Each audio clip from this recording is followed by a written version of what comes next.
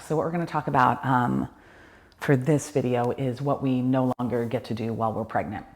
And also for our first few months postpartum, I would say, again, you're talking to your doctor, especially postpartum, you're getting medically released first before you're doing anything. But as I think I mentioned before in one of my videos, especially postpartum for me, it took about 3 months for me to kind of move and feel like I was kind of getting back into my body.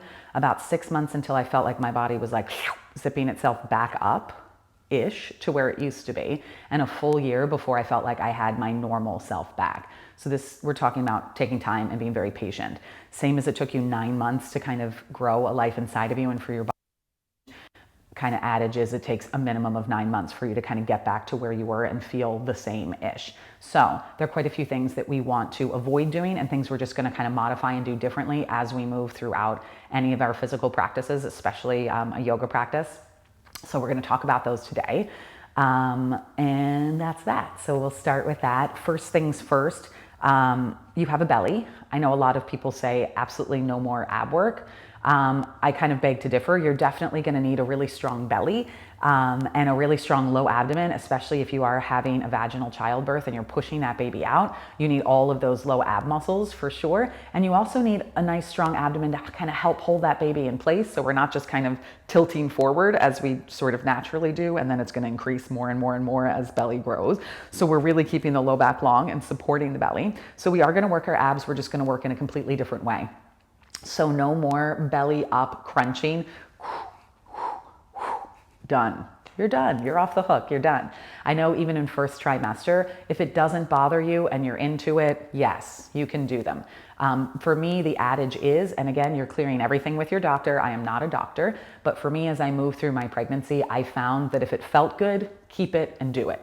If it doesn't feel good, do not do it. Absolutely let it go. If you're getting a little twinge and you're like, I don't know if this feels good or not, I would go on the route of it doesn't feel good and stop doing it. So there are a lot of things when you read up on pregnancy, you're going to hear no belly up core work, absolutely no twisting, things like that. For me, I'm going to say first trimester, if all of it feels good, it's making you happy, there's no strain to the body, keep it. For me, with my first pregnancy, with my daughter, I was able to twist all the way up towards my 3rd trimester with a lot of modifications, and it felt good. And then all of a sudden I ran out of room and there's no room to twist. Because think about it, as the belly expands, the ribs just don't have anywhere to move anymore. So twisting was squishing, it felt super uncomfortable. I continue to do ab work in the form of planks and a lot of other sort of variations that I'll work through with you. We'll do an ab video, a pregnancy ab video for sure. But as far as belly up to the sky, crunching, things of that nature, just let it go. Why not? You get a 9-month break of kind of burning through your abs that way. Let it go. Doesn't matter. Movement in general, let's just start specifically. There's also, because you're not belly up crunching, that means when you're laying down on a yoga mat in any fitness class in your bed, you are not rounding up anymore. We already kind of talked about that in the diastasis video. It's the same thing. And you notice how I'm laying down? I'm going to my side to lay down and then rolling onto my back. It's annoying, it's frustrating, but it's important. So no more sitting up, hoisting. That's going to force the belly to round, force the ass to pull, leading you to diastasis, and nobody wants that. So if that scares you into not doing this, please don't do this. You're probably getting up several times a night like me, anywhere from 2 to 4 times a night to pee. So your pregnancy pillow, your whole life, scooting, rolling to the side, pushing yourself up. That's how up, and then you can turn in any direction you want. Perfect. Lying yourself down, fetal position, hoisting yourself over, there you are. We're letting go of ab work, right? We're letting go of this kind of stuff, blah, blah, blah, reaching for the toes, all of that, we're letting that go, especially fully sitting up, letting it go, letting it go, letting it go. Who cares? Doesn't matter. Perfect. Whoosh. As far as what side to roll onto, different trains of thought on that. You have I should have looked it up, I meant to, it's either a vein or an artery, it's called your vena cava. It runs through the back right side of your body. It's running up to your heart, carries a lot of blood to your heart. So as you get heavier, as you get more pregnant and you're laying on your back, that's putting more pressure on that. So while I just said you're going to roll to your side to lay on your back, for some of us, as we move through our pregnancy, laying on our back for any length of time is not going to feel comfortable. We're going to start to feel a heart rate pulse. We're going to start to feel a little bit anxious, a little uncomfortable. I found myself, because when you're asleep, who knows where you're lying? Obviously, you want to side lie when you're pregnant, but I would find myself waking up on my back and kind of being like, I don't feel very good. It's because you're on your back, you're on that vena cava, and that waking up, that anxious feeling is your body's way of saying, hello, I'm not getting enough blood to the heart and to the baby where it needs to be. So if you lie on your back when you're pregnant and you feel anxious, overwhelmed, heart rate starts pounding a little bit fast, no need to freak out, get off your back. So what you're going to do, because it's on the right side, even though I just showed you side right rolling, is you're just going to be a left side layer. You're going to sleep on your left side. When you're on your back, you're going to roll to your left side to get up. When you get down to your back, you're going to roll to your left side to get down. So that said, does that mean you never get to lay on your back again for 9 months? Not necessarily. I found that I can lay on my back in several different ways for certain amounts of time and feel perfectly comfortable. There are ways to prop your pregnancy pillow around you so you're kind of half on your back, half not, kind of tricks you into thinking you're on your back. And as far as in a yoga class, especially for the nice restful things like Shavasana, when you want to lay on your back, props are available. If you're taking a class, props will be available to you. If you're at home, I highly suggest that you get props. I like the Manduka ones again, thick, nice, weighted, great. They're not sponsoring me. This is just my preference. You can get any blocks you want. They sell them anywhere, everywhere, online, any store you can get them. How you're gonna help yourself when you wanna just lay down and rest, 1 block up above your head, boom, 1 block, I'd say 3-4 inches below.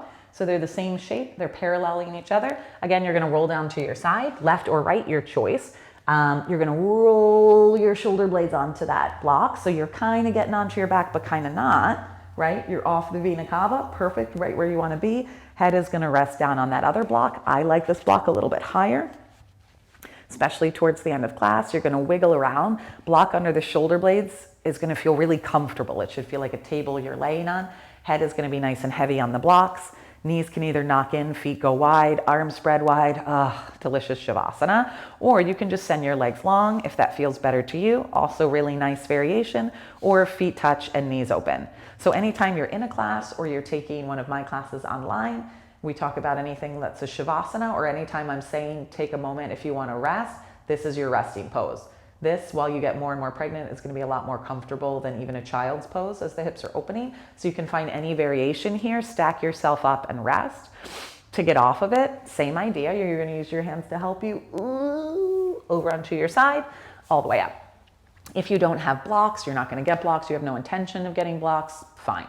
I can respect that decision. So what you can do is help yourself out. Pillows at home, probably 2, maybe 3. Big cushion pillow is going to act as a bolster.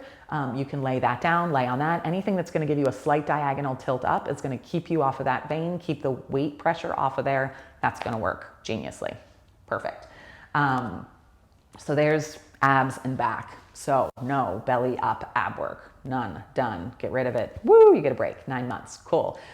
Laying on your back, if it feels good, you're going to keep it. If it's making you anxious, making the breath shorten, and this is again something you might not notice until you get much bigger into the 3rd trimester, or it's something you might notice sporadically throughout, you're going to get rid of laying on your back. You're just going to let it go. It's not a big deal. You have 2 lovely sides to lay on. Right side laying might do the same thing, make you feel anxious, heart racing, not sure what's going on. Pick your other side. Choose your left side. Perfect. When you sleep, pregnancy pillow, pillows in general, anything to prop your hips up, prop your body up, do it, live it, love it. Great. As far as the rest of class goes, as far as yoga goes, traditionally when you take a yoga class, you're more often than not told to stand with your feet together. As you are pregnant, 1st trimester, feet together, if that makes you feel comfortable, go for it. I have found postpartum for me since my 1st daughter and now in this pregnancy, I like my feet hip width distance always and forever, always and forever. So for the sake of these videos, we're gonna leave our feet hip width distance. As you expand and as I expand, you're gonna find that the feet need to waddle a little bit wider than hip width and a little bit wider than hip width.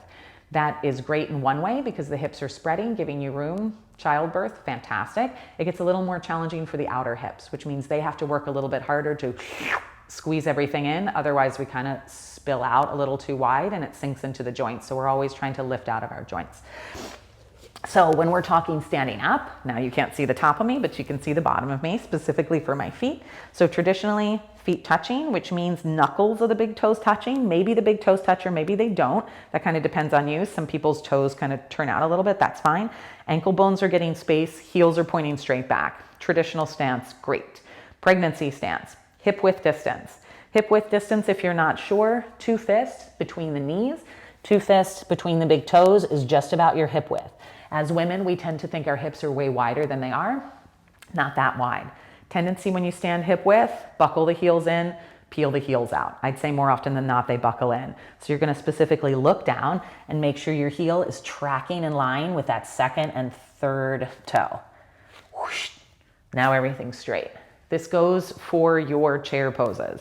Chair pose, when you sit down into your heels, the knees bend. Again, they're gonna wanna buckle in probably, maybe buckle out because your hip width distance. You're gonna track them straight forward, sit back in the heels so you can see the toes, and hands are gonna go wherever feels comfortable for you.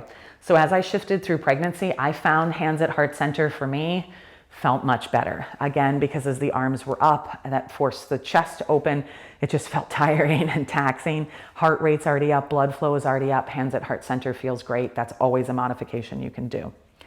Hip width distance we're also going to work in all of our forward folds, especially as belly increases or just belly comfort in general. Even now, belly for me is not so big, but folding over into it just makes me feel nauseous. So I like to give more space in my thighs to let my belly kind of hang in between my thighs. So that's what we're going for too. So when you're forward folding, feet are hip width or maybe even wider so belly can like nudge itself in there and you can fold. I'll show you sideways as well. So traditionally feet are touching. This to me, way too much pressure on my belly. So I'm gonna go hip width, actually a little bit wider today, put that belly, kind of wiggle it around inside of the inner thighs, and then let myself drop forward. This is where blocks also come in really handy. Blocks, elbows, forearms, head, especially as you're more mobile. You're keeping the weight out of your heels, weight's moving forward. Now I'm stretching into the backs of the legs, the low spine, belly is happy, I have support. I can use those blocks under my hands as well. If I want to, I can stack those blocks and use it under my head if we're here for any length of time. Really, whatever feels supportive to you, that's where you want to be. That's giving you a lot of space. Whew. Perfect. Halfway lift, same thing. Belly is just going to hang, but we're bracing it. We're supporting it, shifting forward, using our blocks to help us, right? Blocks traditionally would be on shins, maybe up at thighs, but as this belly gets bigger, it's a lot more weight dragging you down, which is going to give you the tendency to move back further, which we absolutely want to avoid. Too much in the backs of the legs. This is where blocks come in really handy. You're going to put some pressure into the blocks to shift yourself forward and then squeeze your hips in and send your heart forward. So the belly is braced, even though it might be hanging a little bit. It's not sagging. It's still really supported, pushing back through the butt bones. Lots of support. Perfect. So hip width distance, yes. Back lying, up to you. Side rolling, absolutely. Belly up, ab work, no go. We're done. There are plenty of other options for abs. Trust me, we'll play around with them. You also have the interwebs. You can look up on that and find some nice ways to do ab work while you're pregnant as well. But I will definitely do an ab pregnancy video for you. That is all I can think of right now that we're going to avoid. Ooh, one last thing. Mentioned it before, heart opening in general. Big, deep back bends. We're going to avoid as we move through pregnancy just simply because, and I think you'll find and figure out that as you do them, they don't feel very good, right? We can't get the lift up as much as we did because the belly's filling up that space. So bending backwards doesn't feel as good. As long as it feels good to you, you're going to keep it. If it doesn't feel good, you're going to keep it really shallow. And what I mean by that, I'll just do it kneeling down for you rather than standing up, is that when we back bend, whatever shape the arms are going to make, I'll just cactus them for the moment.